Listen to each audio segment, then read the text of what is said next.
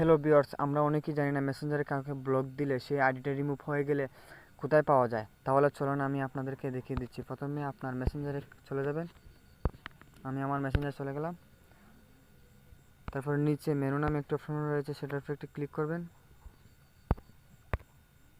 তারপরে সেটিং নামে একটা অপশন রয়েছে, সেটার উপর একটু ক্লিক করবেন।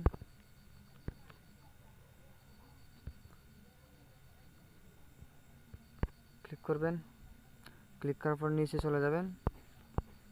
দেখবেন প্রাইভেসি অ্যান্ড সেফটি নামে একটা অপশন রয়েছে, সেটার উপর একটু ক্লিক করবেন। ক্লিক করার পর নিচে দেখবেন ব্লকেড অ্যাকাউন্ট নামে একটা অপশন রয়েছে, সেটার উপর একটু ক্লিক করে দিবেন।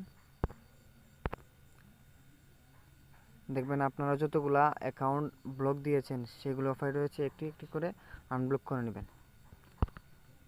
চাপ দিয়ে আনব্লক করে নেবেন। ভিডিওটি ভালো লাগে অবশ্যই চ্যানেলটি সাবস্ক্রাইব করে দিবেন।